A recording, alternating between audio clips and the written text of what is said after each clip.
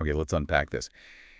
Have you ever felt like your brain is just constantly chattering, running on a relentless loop of thoughts, worries, and, oh gosh, those endless to-do lists? Mhm. It's almost like your inner monologue has become this nonstop, unsolicited commentary on your life. Right. And it leaves you feeling less like the director of your own story and maybe more like an extra, just reacting to whatever happens next. Yeah, that pervasive feeling where life isn't something you're actively building, but it feels more like something that's just happening to you. Exactly. It's such a common experience, but Yeah. what if it didn't have to be this way? Well, what's truly fascinating here, and this is where we're going today, is how multiple threads of wisdom, I mean, we're talking ancient philosophy, cutting edge psychology, even strategic business frameworks, they all seem to consistently converge on this one really empowering idea Which is, that we possess far more agency, far more power in shaping our daily experience than we typically acknowledge or even realize.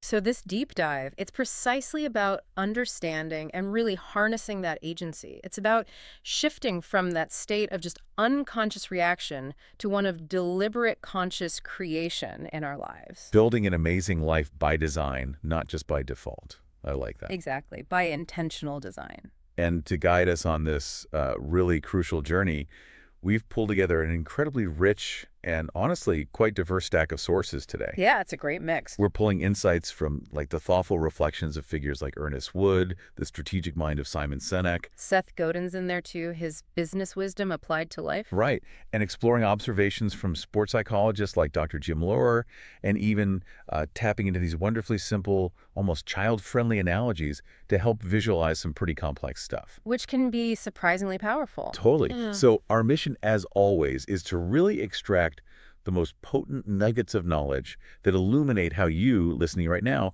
can move from just responding to circumstances Yeah, reactive mode. to actively crafting your experience, applying these, proven principles of strategy, self-awareness, and importantly, consistency. Okay, so let's start with this really compelling idea. And it's one that challenges a fundamental assumption that I think many of us unconsciously hold. Which is? The belief that more thinking is always better, like always. But Ernest Wood, in his timeless reflections, he offers this truly liberating perspective. He states, and I find this so profound, it is not healthy to be thinking all the time, Wow, okay. right? He says, thinking is intended for acquiring knowledge or applying it. It is not essential for living. That stops you in your tracks a bit, doesn't it? It really does. He suggests it's a tool, like a hammer. Now, you wouldn't carry a hammer around with you all day, would you? Just constantly swinging it. No, of course not. That would be ridiculous and probably dangerous. Exactly. Yet for so many of us, our thinking hammer is just perpetually engaged. It's endlessly tapping away at every thought, every worry, every fleeting impulse. It's a remarkable point. Uh-huh. And it forces us to consider, well, if incessant thinking isn't essential for simply being, then what is? Right. And this nudges us towards this really critical distinction between being truly present, engaged with the moment. And being perpetually tangled up in what the Daily Dad source vividly calls a monkey jumping around in your head. That's such a perfect image. It really captures that often unproductive, incessant chatter. Doesn't it? And society, unfortunately, often rewards this constant mental activity, this busyness. We're almost taught to value a mind that's always on, always problem solving, always planning. Yeah, like it's a virtue. Right. Leading us to inadvertently confuse that compulsive thinking with purposeful, productive living. We wear mental exhaustion like some kind of badge of honor. We really do. We're conditioned to believe that if we're not actively thinking about something, we're somehow being unproductive or lazy. Hmm. But Wood's hammer analogy it clarifies it so beautifully. You pick up a hammer to build something specific, right, or to fix a particular problem. Sure, you use it with purpose. You don't just hold on to it and swing it wildly or aimlessly. And the source material explicitly reinforces this. It says, just like you don't carry a hammer around all day, you don't need to think every single second. The power comes from choosing when to engage that tool. Yes. To direct its force with precision, with intention. Yeah. And the cost of not making that choice, of just letting our minds chatter endlessly, it's huge. Yeah, you lose presence. You miss opportunities for genuine connection. You squander precious mental energy that could be directed towards actually creating something, not just reacting. The implications really are profound. When we're caught in that reactive, compulsive thinking loop, well, we're not truly present, are we? Not at all. And we're certainly not acting intentionally. We're just responding to whatever thought pops up or whatever external thing grabs our attention. It's like being a boat without a rudder, just tossed about. Yeah, completely at the mercy of the currents. And this leads us directly to the core choice, the choice that really underpins all intentional living. It's articulated with such stark clarity by Seth Godin. He says, either we make the system or the system makes us. Oof, that's blunt. It is. And it's not just a clever observation. It's a fundamental challenge to our default way of being. So what does this pivotal choice really mean for us, like day to day? Godin really throws down the gauntlet here, doesn't he? He does. He's asking us, are we actively designing our lives? Are we being the architects? Carefully laying down the blueprint, choosing our materials, building with purpose. Or are we just passively letting circumstances dictate our path? Simply being recipients of whatever comes our way, ultimately being built by the system of habit, expectation, external demands. It makes me think of that Lego analogy from the How to Build an Amazing Life source. It's perfect here. Oh yeah, the Legos. Explain that one. Imagine you have this giant box of Legos, right? And you can just dump them all out and randomly stick pieces together, hoping something cool emerges. Which, let's be honest, can feel kind of productive for a bit, like you're building something. Totally. But will it be what you truly envisioned? Will it be strong? Or option 2, you could pause, make a plan, figure out what you want to build. Like a castle or a spaceship. Right, and then meticulously build that awesome thing, brick by intentional brick. That's the choice we face with our lives, isn't it? Are we just hoping good things happen, or are we actively, consciously making them happen? And if we connect this to the bigger picture, this isn't just about the huge life-altering decisions, career changes, moving cities. Right, not just the big stuff. No, it's about the countless micro decisions we made every single day. Are we acting out of ingrained habit, that knee-jerk reaction, or are we acting from a place of conscious intent, even in those seemingly small moments? Like what you choose to focus on first thing in the morning. Exactly. Or how you respond to an annoying email. Are we constructing our experience piece by piece, brick by intentional brick, or are we just allowing the current to carry us along wherever it leads? That distinction, that conscious choice architect or reactor, it feels like the crucial groundwork for everything else. It really is. And if we choose architect, well, how do we begin? Luckily, Godin gives us an incredibly powerful, actionable blueprint for that. Okay, so let's unpack this word. Strategy. Yes. When you hear strategy, I bet for a lot of people, your mind immediately jumps to like corporate boardrooms. Spreadsheets, flowcharts. Complex stuff. It often feels a bit cold, maybe calculating, perhaps even a bit Yeah, soulless. that's definitely a common association. But Godin invites us to kind of shed that corporate baggage and apply that same rigorous thinking, that same intentional planning to the most important project we have, Which is? our own lives. He's basically saying, your life isn't just a series of random events. It deserves a coherent, thoughtful strategy. I love that. Your life deserves a strategy. Right. And his famous 17 questions, they aren't just business tools.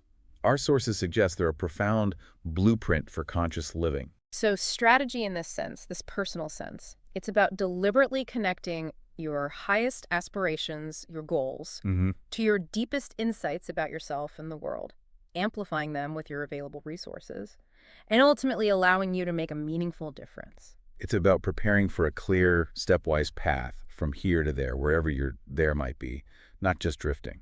And what's truly fascinating here is how Godin's approach totally flips the traditional script. Most of us, we're conditioned to pick a job first, or a career path, or a lifestyle, and then kind of work backward from there. Yeah, figure out how to get that thing. Right. But Godin challenges us to first define the change we genuinely want to make in the world, the impact we want to have, and then build the strategy to get there. So it starts with contribution, not acquisition. Precisely.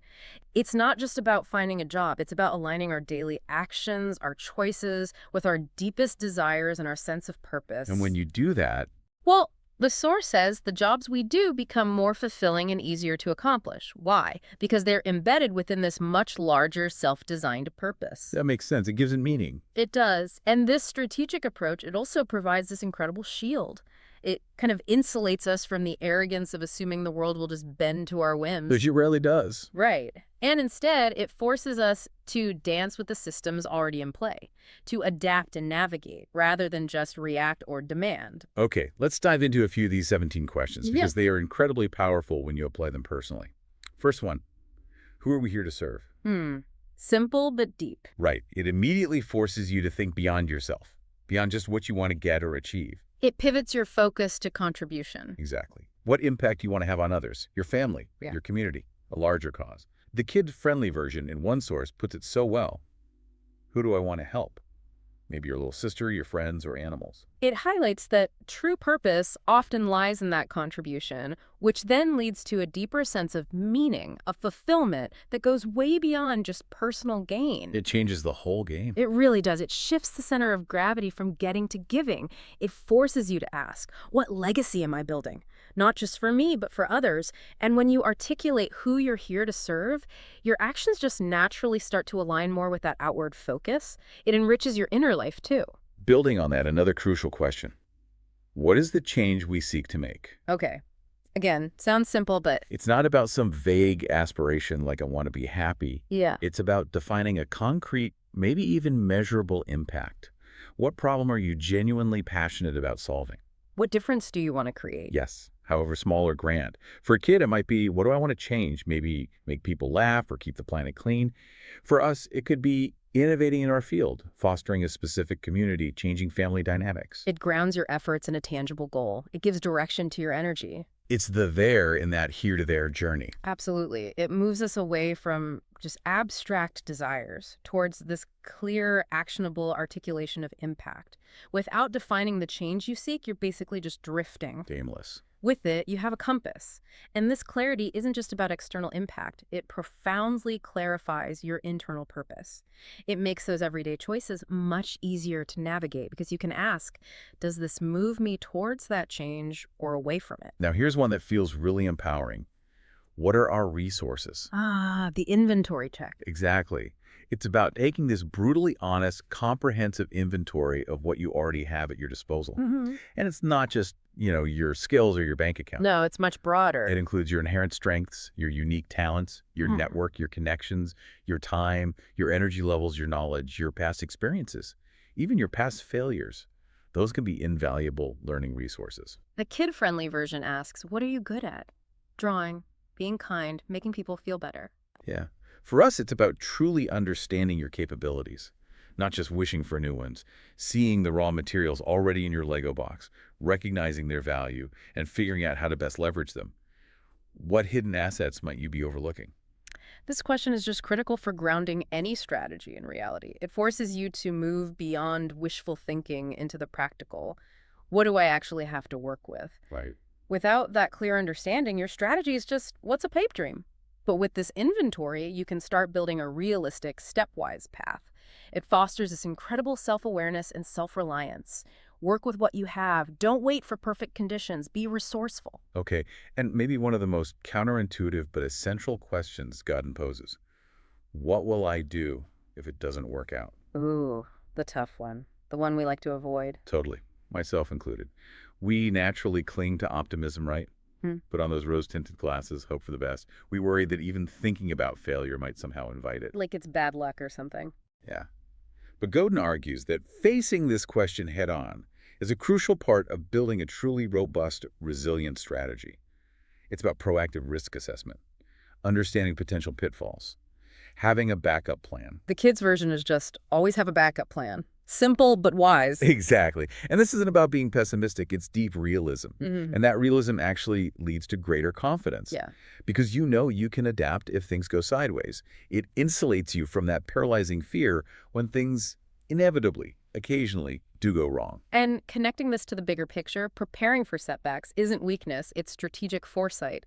It's where real resilience is forged. Right. By consciously exploring those what-if scenarios, you kind of diffuse the emotional charge of potential failure. It lets you think clearly and pivot effectively if needed. It also links back to that other Godin question, where is the dip and when should I quit? Yeah. Considering the doesn't work out scenario means you're making deliberate choices, even when facing adversity, instead of just being blindsided and forced into reactive panic mode.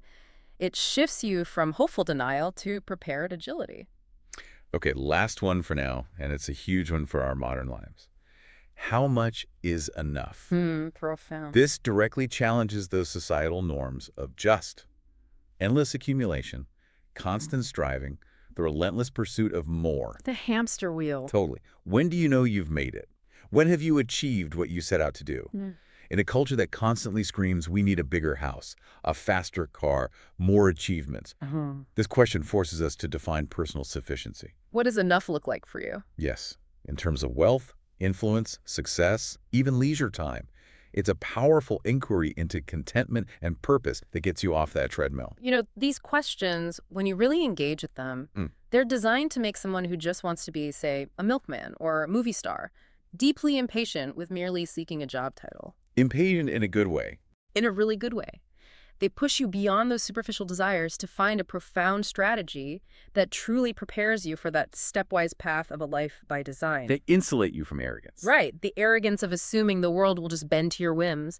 And instead, they force you to dance with the systems already in play, understand them, leverage them. And when you get this strategic blueprint right, The sources suggest the jobs we do, the roles we play, the impact we have, they become not only more fulfilling, but often, paradoxically, easier to accomplish because they're aligned with your true strategic North Star. okay, so as we're building these external strategies, there's this equally crucial architecture being built inside us, right? Absolutely. The subtle, powerful, often unseen influence of our inner voice. Right, let's talk about that constant companion, that voice inside all of us. You know the one I mean? Oh, yeah. We all have it. The one that whispers doubt just when you're about to try something new, or tells you to grab another snack even when you're not hungry, or just mercilessly critiques your every move. That inner critic. Or sometimes, hopefully, an inner coach. Well, Dr. Jim Loehr, this renowned performance psychologist, he spent decades studying elite athletes, top leaders. Yeah.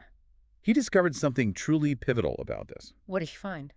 He observed, and I'm quoting him here, I began to realize what really mattered in a really significant way. The tone and content of the voice no one hears. Wow. The voice no one else hears? Exactly. And Loehr states, quite unequivocally, that this internal voice, this continuous internal dialogue, is the ultimate coach for all of us in life. The ultimate coach. It's always there, often unconscious. And its influence is profound. It shapes our perceptions, our confidence, and ultimately our capacity for action. It can be this incredible force for empowerment or, well, utterly destructive. It's absolutely fascinating how impactful this private voice is, isn't it? It really acts as the primary lens through which we interpret every single experience, every challenge, every opportunity. It's the filter. It really is. The filter that determines whether we see an obstacle as insurmountable or as a chance to grow. This internal dialogue shapes our self-belief. It dictates our resilience when we face setbacks, and ultimately, it defines our capacity for meaningful action. And it's so pervasive, Yeah. right? So interwoven with our moment-to-moment experience. That it's easy to just forget it even exists, yet it's constantly influencing our every move, our every thought, often totally without our conscious awareness. It's like this running monologue in our minds that we rarely pause to truly listen to, let alone question. Okay, now let's unpack something that's both kind of wild and incredibly insightful. Yeah. Where does this inner voice even come from? Right, the origins. Dr. Loehr explains that this voice begins to form as early as 5 years of age. Wow, that early. Yeah, and it comes principally from the authority figures in your life, however functional or dysfunctional. Think about that. The grown-ups around us when we were little parents, teachers, older siblings, they literally helped write the initial script for our inner dialogue. That It is. And the Daily Dad reflection on this really drives home a sobering responsibility for parents. It says, we are responsible for the voice that will live inside our kids' head for the rest of their lives. We decide whether that voice will belong to a wise and patient ancestor or a cruel and unpredictable ghost. Ooh. Ancestor or ghost, that's powerful imagery. Isn't it? And for us as adults, reflecting back, this isn't about assigning blame. It's about gaining a profound insight into where our default self-talk originates, recognizing that legacy, understanding its roots, so we can then choose to consciously reshape it. Which raises that truly important question. If the origins are largely external, can the transformation really be internal? Can we rewrite the script? Exactly. And the source material strongly suggests yes, absolutely. Yeah. While it acknowledges that initial conditioning, it powerfully empowers us to change the narrative. No. It's about recognizing the legacy that might have been passed down, but consciously choosing not to be bound by it. The brain, as we know from neuroscience, is remarkably plastic. It's constantly rewiring itself based on our experiences and, crucially, our intentional focus. The real plasticity. Right. So while you may have inherited certain vocal patterns, certain beliefs about yourself, you absolutely possess the capacity to reshape them, to consciously choose that wise and patient ancestor over the cruel and unpredictable ghost. It's a monumental act of self-authorship. Okay, so this is where it gets really empowering and practical. The How to Build an Amazing Life source gives us a direct, actionable strategy. It says we can literally train your inner voice to be the best coach ever. Train it like a muscle. Exactly. Yeah. And this isn't just some fluffy self-help platitude. It's about engaging in conscious neuro-rewiring. Think about it like this. Every thought is a tiny electrical signal traveling along a neural pathway in your brain. The more you think a particular thought, I'm not smart enough, I always mess up, the stronger and more entrenched that pathway becomes, like a well-worn path in a forest. Makes sense. The path of least resistance. But you have the power to interrupt that. Every time you catch that inner voice being mean, critical, unhelpful, you could literally say to yourself, maybe out loud, maybe in your head, stop. That's not helpful. Let me try again. Like hitting pause. Yes. And then you actively choose to reframe it, to think something kinder, more helpful, or simply more accurate. Instead of, I'm terrible at this, maybe it's, okay, this is challenging, but I'm learning. Or, I'm going to give it my best shot. It's like having an internal editor. Or a mental remote control. It takes consistent practice, obviously, just like building any new muscle. But it absolutely changes the neural landscape of your brain. You build stronger pathways for a more supportive inner coach. And if we connect this back to the bigger picture, this internal narrative directly impacts our external results, our capacity for that designed life we're talking about. As the source powerfully states, a head full of fears has no space for dreams. It's such a vivid metaphor. If our inner voice is constantly whispering doubt, inadequacy, worst-case scenarios, we create very little mental real estate for the vision, the courage, the creative energy needed to build something meaningful. It's like that backpack analogy from the source. Exactly. Think of your brain like a backpack. If you fill it up with all your fears and worries, there's no room for your dreams and exciting ideas. So cultivating this positive, supportive internal voice isn't just a feel-good exercise. Not at all. It's a critical strategic asset. It directly supports that long-term journey of mastery and purpose. It ensures you have the internal fortitude to weather the inevitable challenges along the way. Okay, let's unpack one of the most persistent myths out there. The whole idea of overnight success. Ah, yes, the unicorn we all secretly wish existed. Right. We're endlessly fascinated by stories of people who seem to just rocket to the top, achieving greatness with what looks like effortless speed. Social media especially just amplifies this illusion, doesn't it? Totally. Just highlight reels, no sign of the struggle. Exactly. Yeah. But Lionel Messi, arguably one of the greatest soccer players ever, he just cuts straight to the unvarnished truth. There's this quote from him that should be like etched into every aspiring heart. What does he say? He says, I start early and I stay late, day after day, year after year. It took me 17 years and 114 days to become an overnight success. Wow. 17 years and 114 days. That puts it in perspective. Doesn't it? It's not magic. It's the relentless, patient, long-term application of consistent effort. And this truth, it applies to virtually every awesome endeavor in life. Like what? Mastering an instrument, learning to ride a bike, getting good at a video game, building deep friendships, even something as fundamental as learning to read. The How to Build an Amazing Life source reminds us, every expert was once a beginner, and every pro was once an amateur. There are no true shortcuts to mastery, only consistent, deliberate practice. Yeah, no skipping steps. And what's truly fascinating there is the sheer psychological resilience implied by Messi's statement. To keep going, day after day, year after year, especially when external validation or immediate results might be totally absent. Yeah, that's tough. It requires this incredibly deep well of internal motivation, an unwavering belief in the process itself. It highlights that true mastery isn't about some sudden burst of genius or a flash of inspiration. It's the grind. It's the gradual, persistent accumulation of focused effort, learning, iterating, adapting over long periods. It's those unglamorous hours, the countless repetitions, the quiet dedication that eventually culminates in what the outside world sees as overnight success. Understanding that is crucial, right? It helps us reframe our expectations and actually embrace the journey, not just fixate fixate on the destination. Absolutely. And that long-term perspective is essential. It also requires us to embrace something Seth Godin famously calls the dip. Ah, yes, the dip. We touched on this with his strategy questions, but it's worth digging into. Definitely. So the dip represents those inevitable periods in any meaningful project or endeavor where progress just feels completely invisible. Like you're spinning your wheels. Exactly. You're doing the work, you're putting in the effort, but you're simply not seeing the results. It feels like you're stuck in mud, moving at a glacial pace, or worse, not moving forward at all. That's when enthusiasm really wanes, isn't it? Doubt creeps in. You start questioning your purpose. Is this even worth it? But the sources, and Godin himself, they're emphatic. That's precisely where the true foundation is actually being laid. It's a natural, essential part of any meaningful journey towards mastery or impact. And if we connect this to the bigger picture, understanding and even embracing the dip is utterly crucial for maintaining motivation, for avoiding burnout. How so? It's about distinguishing between genuine failure, which, okay, sometimes happens, and a necessary, often uncomfortable phase of growth. The dip is precisely where most people quit. Yeah, that's where the impatience kicks in. Right. Where people give up and look for the next shiny, easier thing. But it's also where true commitment is forged, where resilience is built, where the truly dedicated separate themselves. And this links back to Godin's question.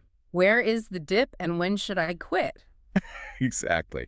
He encourages us to proactively consider these inevitable valleys, anticipate them, so we can make informed, deliberate decisions about persevering rather than just reacting to discouragement when we hit them. It takes the surprise and some of the sting out of it. It does.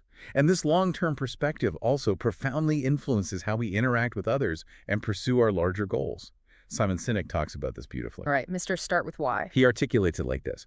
When we have purpose and cause, people fight together. When we have internal politics, we fight against each other. Ooh, okay. And he emphasizes the obsession should be on the long term, not the short term ups and downs. So Sinek is basically saying if we are crystal clear on our why, our big purpose, our contribution, we become this almost unstoppable force.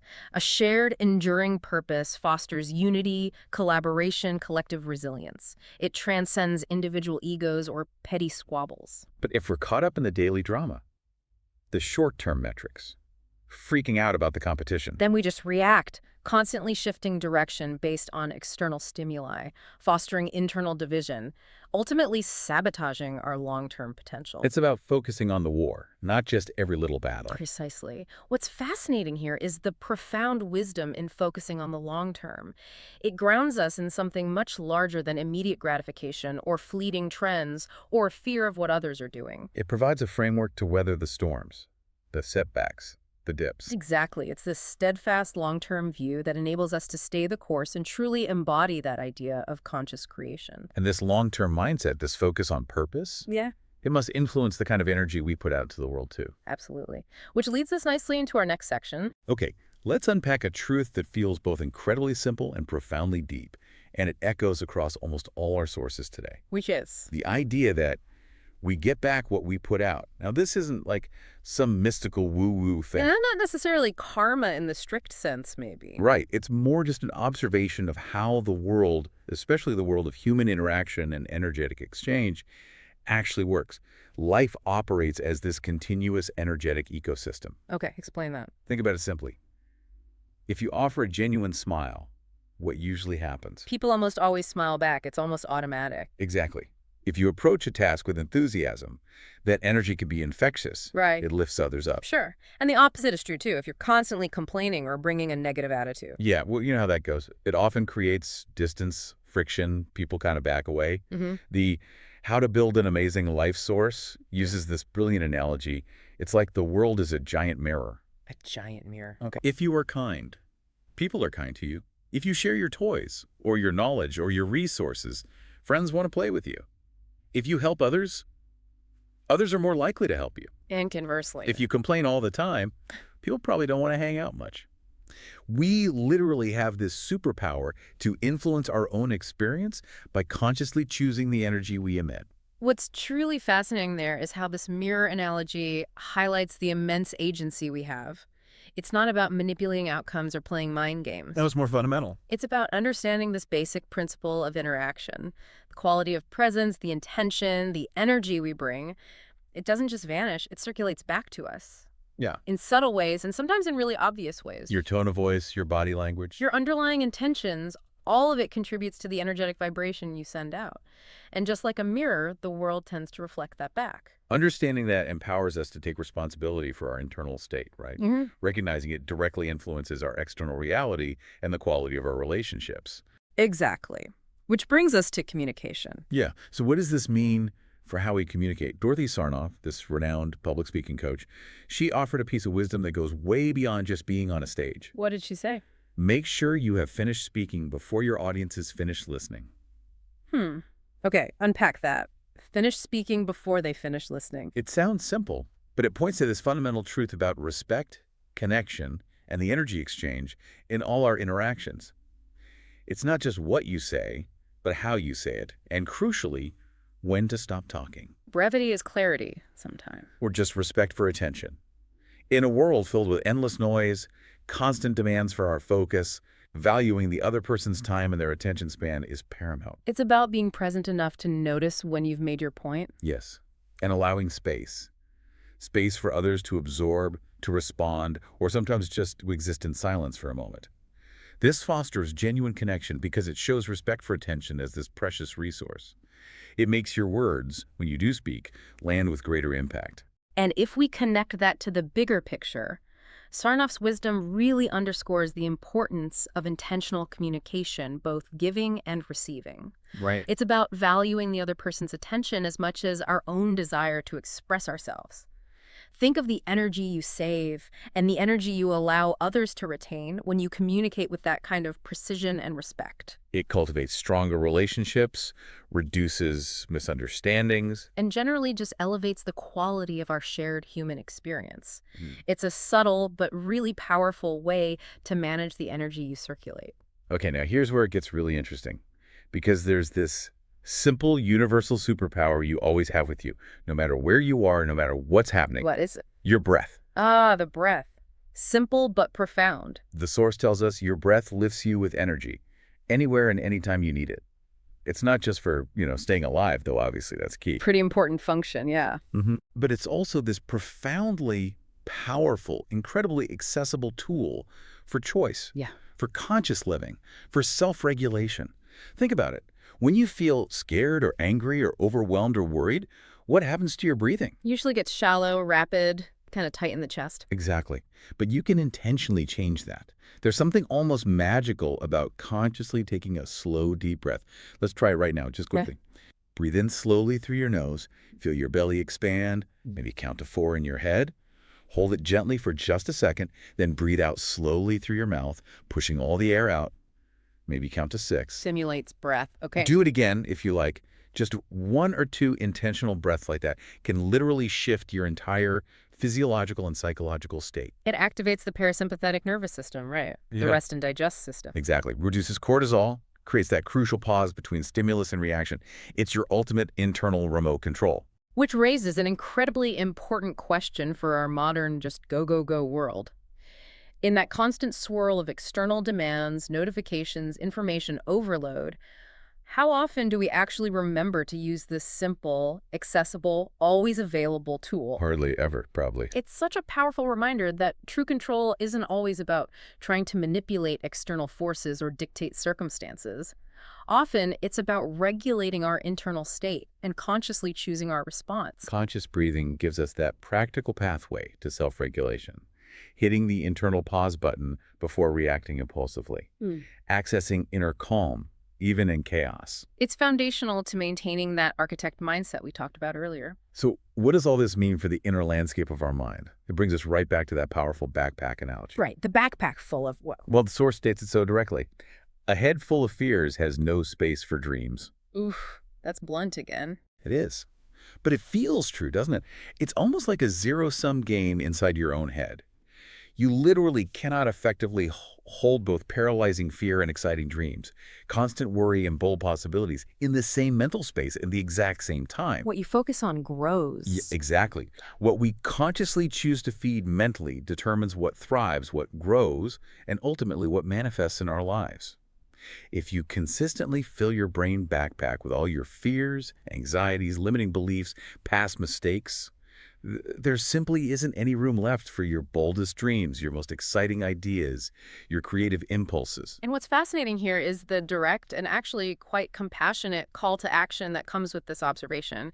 It's not about pretending fear doesn't No, exist. you can't just ignore it. Right. It's about acknowledging it, then actively choosing to redirect your mental energy. When you catch yourself thinking those scary, worrying thoughts, the guidance is clear. First, just notice the fear. Don't judge it. Don't fight it. Just observe it. Oh, there's that fear again. Then take those deep, intentional breaths we just practiced. Ground yourself. And crucially, then consciously pivot. Actively think about something you're excited about or dream of doing. Deliberately focus your attention there. So it's not just wishful thinking. No, it's a conscious redirection of mental energy, a powerful act of creation that shifts your internal landscape from one of constraint and limitation to one of possibility and expansion. And all these elements are mindful thinking, strategic planning, inner voice, long-term view, the energy we circulate. They all seem to converge on this ultimate principle of personal transformation. Absolutely. Which brings us to our final section. Okay, let's unpack a piece of wisdom from the late, great Jim Rohn. His words were often succinct, but just incredibly potent. He had a way of cutting right to the chase. He really did. And he simply stated, for things to change, you have to change. Okay. Simple sentence, big implication. Right. At first glance, it might sound a little confusing, maybe even a bit frustrating. Like, oh, great, the burden is entirely on me. Yeah, like it's all your fault if things aren't going well. But actually, when you sit with it, it's one of the most incredibly empowering realizations you can have. It fundamentally shifts your locus of control from external to internal. How so? It means you don't have to passively wait for the world to get better, or for external circumstances to magically align perfectly, or for other people to change first. Which could be a very long wait. Exactly. Yeah. Instead, you can start making things better right now by changing how you think, how you act, how you respond. It emphasizes personal responsibility and agency, not as some heavy burden, but actually as your greatest superpower. So it's not about trying to force external circumstances to bend to your will, which is often exhausting and futile. Right. Instead, it's about becoming the kind of person who naturally creates the desired conditions and opportunities through your own way of being. The source gives simple examples, right? Yeah. Super simple but clear. Want your room to be cleaner. Start cleaning it. Want more friends. Start being friendly or reaching out, listening more deeply. Want to get better at something. Start practicing with consistent dedication. Want people to be nicer to you. Start being nicer first. It reveals that you have way, way more power than you probably think to influence your own life and the world around you, starting from within. Yeah, it really lands that way. And what's truly fascinating here is this concept of an internal locus of control that Jim Rohn's statement just encapsulates so beautifully. Instead of seeing ourselves as mere reactors to external factors, like, Yeah. Victims of circumstance. Which is easy to fall into. Very easy. This principle positions us as the primary agents of change in our own lives, and by extension, in our environments.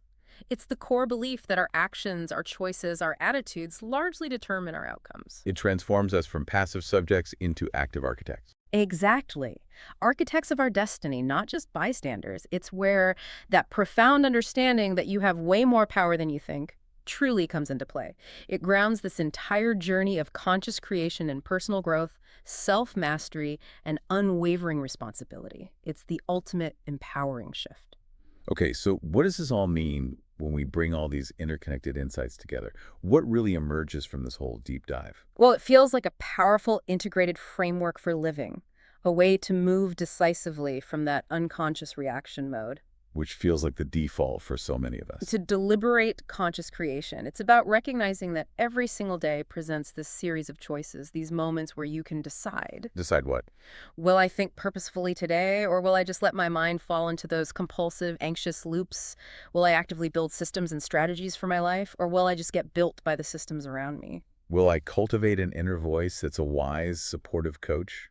Or will I let that critic, that ghost, dominate my inner landscape? Exactly. Will I focus on my long-term purpose and vision, or will I get constantly swept up in the short-term reactions, the distractions, the noise of the moment? And will I consciously choose to put out the kind of energy into the world, kindness, enthusiasm, presence that I actually wish to receive back? And it's crucial to remember, and this is truly liberating, It's not about being perfect in any of this. Oh, thank goodness. Right. Perfection is an illusion. It's paralyzing. Instead, it's about continuously making these choices day in and day out with conscious awareness and patient consistency. It's about transforming those ordinary everyday moments. And the fundamental building blocks for an extraordinary, intentionally designed life. And if we truly connect this to the bigger picture, La Verdad, the profound truth, is that our agency in shaping our experience is immense. It's almost boundless. But it does demand certain commitments from us. Like what? Unwavering intention, disciplined strategy, tenacious patience, Yeah. and profound consciousness or awareness. So we become more than just inhabitants of our lives. We become architects of our attention, meticulous curators of our inner voice, deliberate about the energy we circulate in the world. It requires that strategic thinking Godin talks That about. the patient consistency Messi exemplifies. The purposeful focus Cynic champions. And that conscious attention to our inner voice that Dr. Lower reveals is so crucial for performance and well-being. It's not just a checklist. It's a holistic, integrated approach to crafting a life that is truly, beautifully, and authentically by your design. Hashtag out of pocket outro. Wow. This deep dive has really unfolded a powerful truth for us, hasn't it? That the life we've been waiting for, maybe hoping for, it isn't somewhere out there in some distant, elusive future. No, it's much closer than that. It's right here, in this present moment, waiting to be consciously created. It's a profound choice, really. And it's a choice that gets renewed in each breath, each conversation, each decision we make, to think strategically instead of just drifting unconsciously. From understanding and managing our thoughts, Just designing our lives with a clear strategy. cultivating that powerfully supportive inner voice, embracing the long game, the dips and all, Being deeply mindful of the energy we put out. and realizing that all personal transformation really begins firmly within ourselves. Every single bit of it seems to come back to your conscious choice. So the ultimate question then, maybe the one to sit with after listening today, becomes, given all we've discussed about strategy, about the profound impact of your internal voice, about that unwavering commitment to the long game, what single intentional choice will you commit to making today, maybe right now, to shift more fully from simply reacting to consciously creating?